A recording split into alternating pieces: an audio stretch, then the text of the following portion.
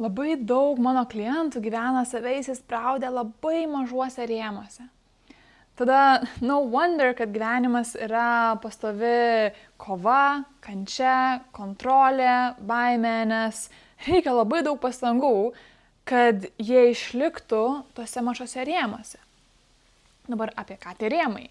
Tai yra emocijos, kurias mes galim jausti, tai yra aplinkybės, kurias mes galim pakelti, tai yra santykių dinamikos, kurios mums yra priimtinos. Tai tie maži rėmai nebūtinai yra komforto zona. Tai yra komforto zona, bet tai nebūtinai yra komfortiška.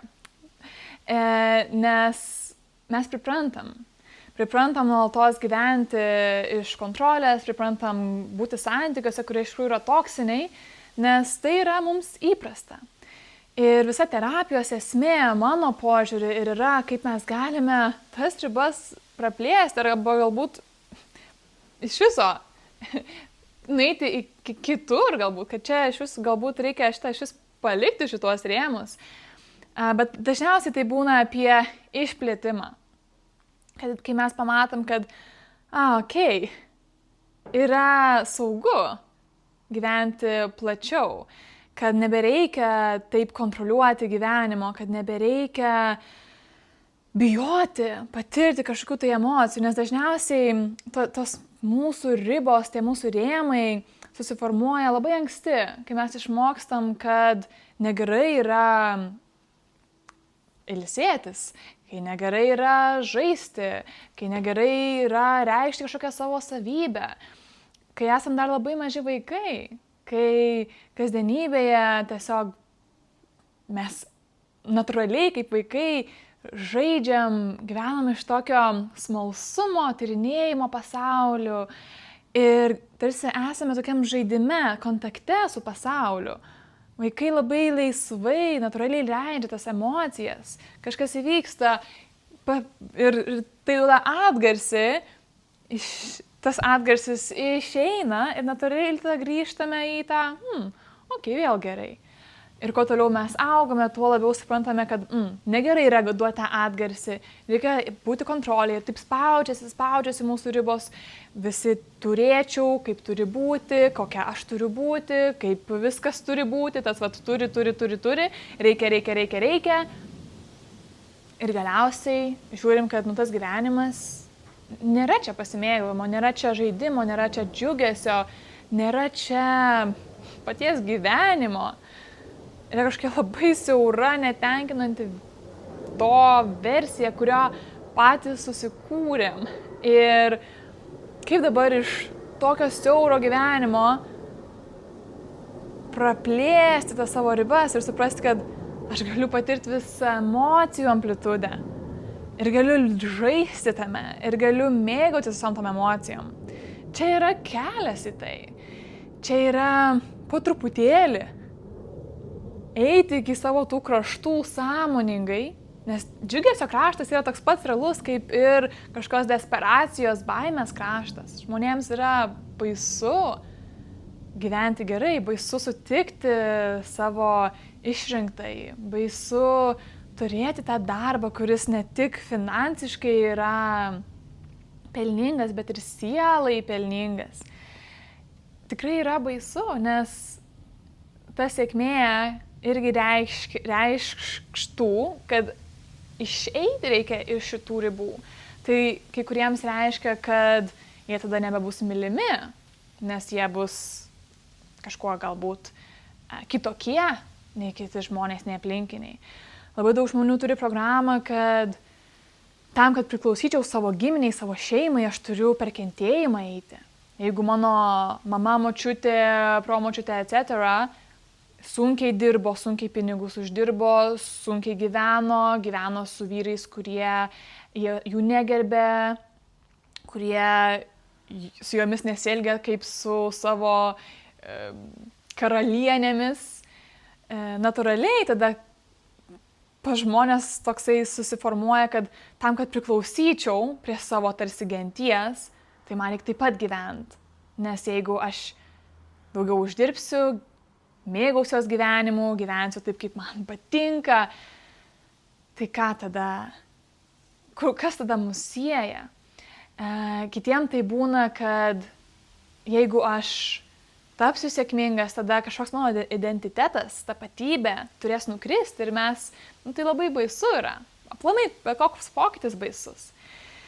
Tada, kalbant apie kitą tą poliškumą, tą visą baimę, pyktį, natūralu, kad labai baisu yra. Dažnai mano klientai, kai einam, darom vidinių dalių darbą, ateina baimės, kad jeigu aš iš tikrųjų leisiuosi šitą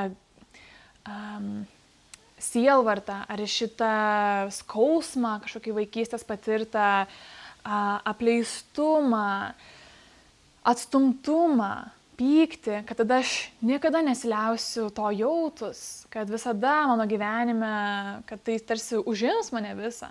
Natūralu tada baisu eiti čia, nes vėlgi ką tai reikš? Ką reikš susitikti su savo vaikystės tiesa, su savo vaikystės išgyvenimais, ką tai reikš apie mūsų tėvus. Vėlgi tas pats priklausimo aspektas, kad jau geriau rasti pateisinimą tėvams kognityvų, kad jie darė geriausiai, ką galėjo, ir jie nuostabūs tėvai, ir, kad mane mušė, bet aš tai mane sustiprino labai tai.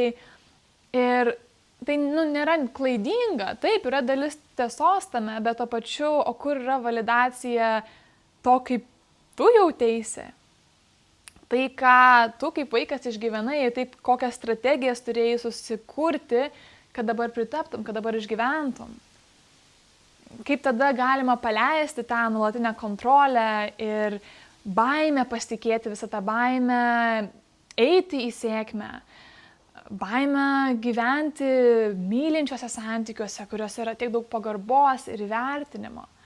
Tai tiesiog tampa neįmanoma, kol mes neišgyvenam to, kas buvo mūsų tiesa.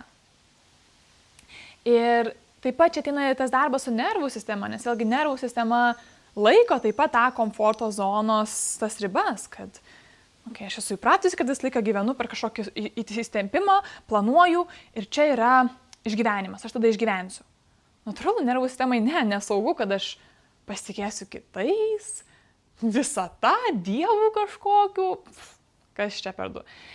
Tai natūralu, kad mes galime eiti terapiją, kognityviai kalbėti, ten analizuoti, bet nieko nepasikeis. Kol kūne to išgyvenimo mes neįsileisim, kol neišgyvensim to, kas turi būti pamatyta, išgyventa, paliudyta galiausiai.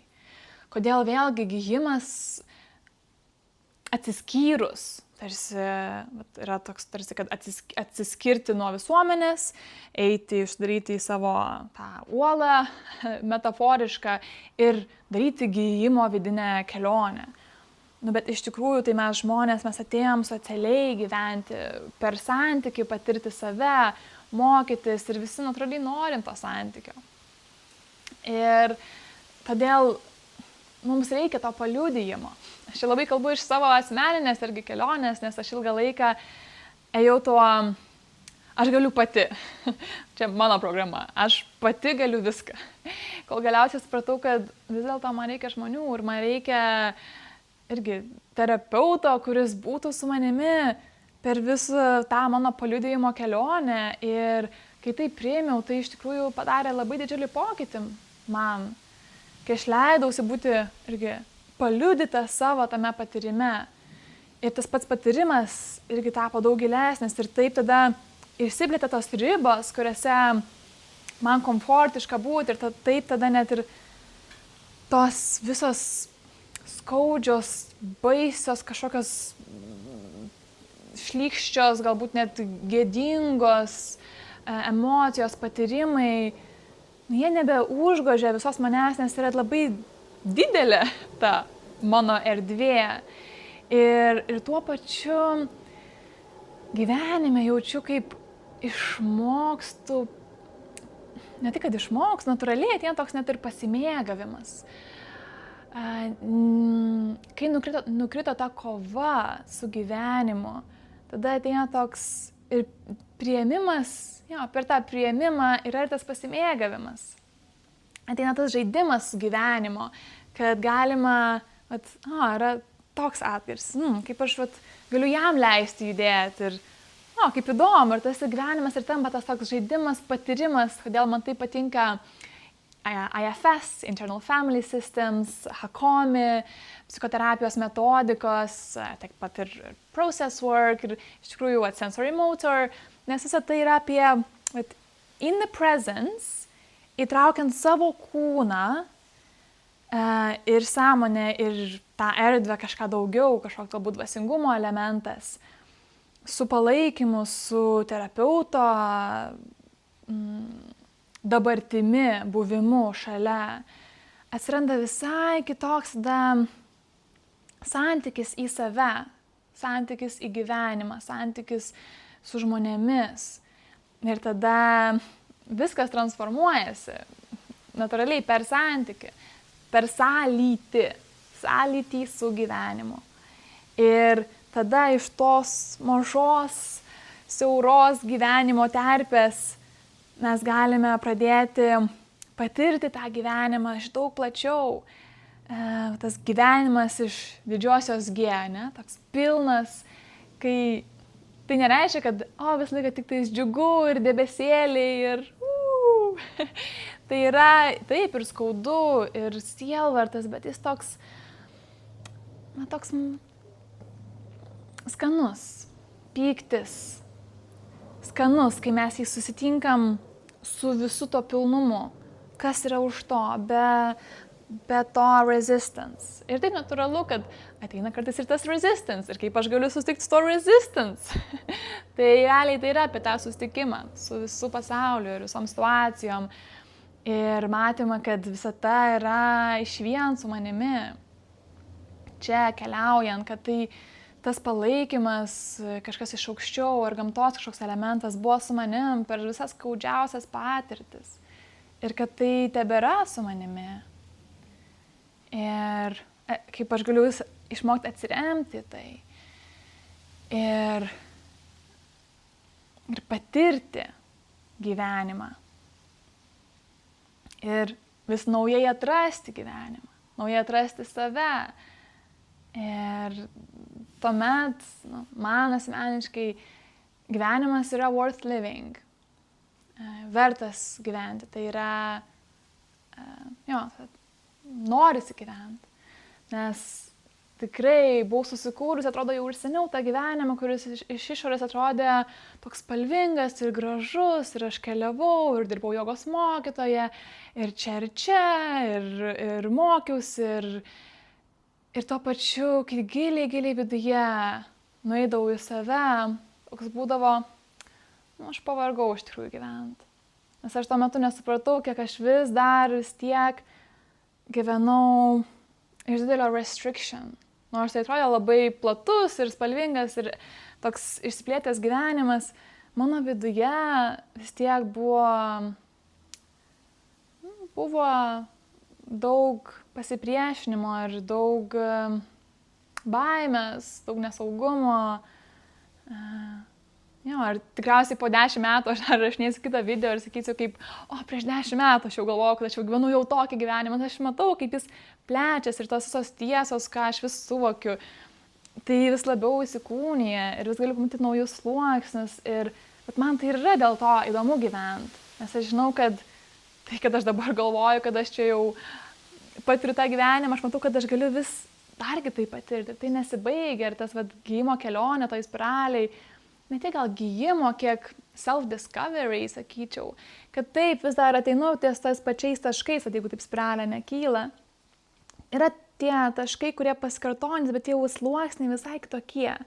Ką visą dalinuosi savo klientam irgi, kad, nors atrodo, kad, vėl čia ta pati kažkokia vaikystės apleistumo trauma.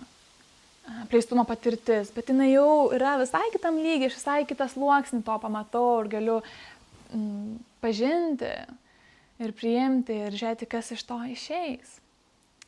Tai tikriausiai tiek. Atrodo, galėčiau kalbėti apie tai labai ilgai, bet tiesiog norėjau pasidalinti, kas gyva. Kas gyva, sekant tavo impulsų, tuo gyvumu.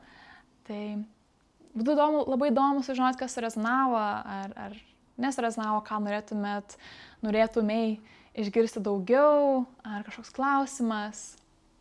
Tai mielai atsakyčiau ir tikiuosi susitiksim kitame video.